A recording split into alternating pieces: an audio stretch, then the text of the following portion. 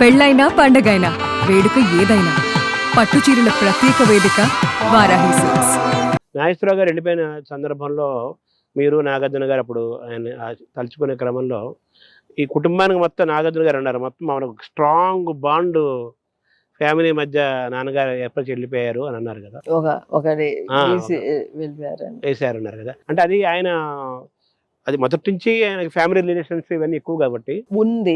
తర్వాత పెరిగాయి అంటారా ఇలా ఈ బాండ్ వెయిట్? ఇంకా పెరిగినాయండి. ఎందుకంటే వెన్ హీ వాజ్ అన్వెల్ మేమందరూ ఒక family app WhatsApp group form చేసుకున్నాం అనమాట. ఫ్యామిలీ జస్ట్ ఫ్యామిలీ ఇప్పుడు కూడా కంటిన్యూ అవుతుంది.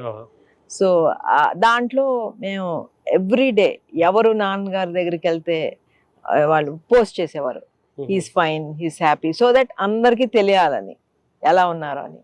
అండ్ విజిటర్స్ వచ్చేవారు, వీళ్ళు వచ్చారు వాళ్ళు వచ్చి, so we use to coordinate in that group. సో అట్లా అది అలవాటు అయిపోయింది. ఇప్పుడు కూడా మేము anything we share in that group. మీ సిస్టర్స్ బ్రదర్స్ ఈ ఐదుగురి మధ్య ఎప్పుడైనా కానీ ఒక మీ కుటుంబాల మధ్య ఎప్పుడైనా కానీ కోపతప్పాలు కానీ ఎప్పుడైనా ఇది కానీ స్పర్ధలు కానీ ఇలాంటివి కానీ ఎప్పుడైనా అసలు వచ్చాయా? హ్యాపీ గోయింగ్ లేదండి. చిన్నప్పుడు ఏదో పోట్లాడుకుంటుంది తప్పితే సరదా అది సరదానే.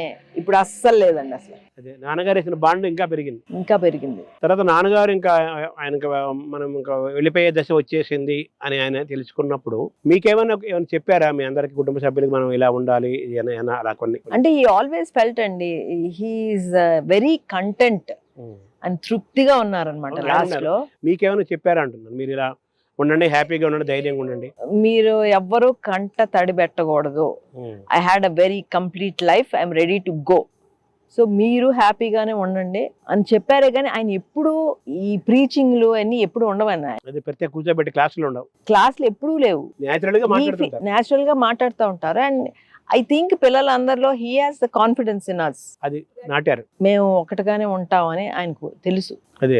ఎందుకంటే నేను చాలా సార్లు నోటీస్ చేసుకున్నాను, ఈవినింగ్స్ ఎప్పుడు మేము అందరం కూర్చుని నవ్వుతూ మాట్లాడుకుంటూ ఉంటే ఆయన ఆనందిస్తూ చూస్తూ ఉండేవారు, ముసిముసిలో నవ్వుకుండేవారు. He's happy.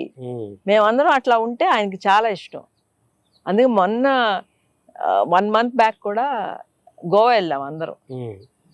ఎందుకంటే ఇక్కడ ఏదో కుదరట్లేదు, అందరూ సేమ్ హౌస్ సేమ్ ఒకటే ఊర్లో ఉంటాం కాబట్టి కుదరట్లేదండి. ఒకళ్ళ ఇంట్లో ఉంటాం, సాయంత్రం బయటకు వెళ్తే కలిసి ఉంటాం, ఏది ఫుల్ టైం.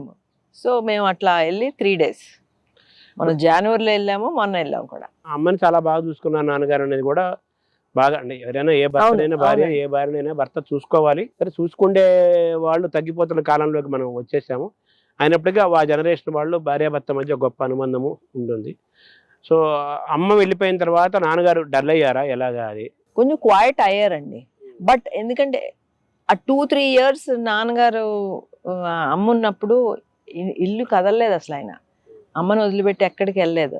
ఆ ఈవినింగ్ రవీంద్రబాద్లో సమ్వేర్ ఫంక్షన్ గెస్ట్ గా వెళ్ళి, బికాస్ ఆ మాత్రం కూడా బయటకు వెళ్ళకపోతే ఆయనకి వేరే ఊరు తగ్గించారు. వేరే హైదరాబాద్ వదిలిపెట్టి వెళ్ళలేదు ఎక్కడికి.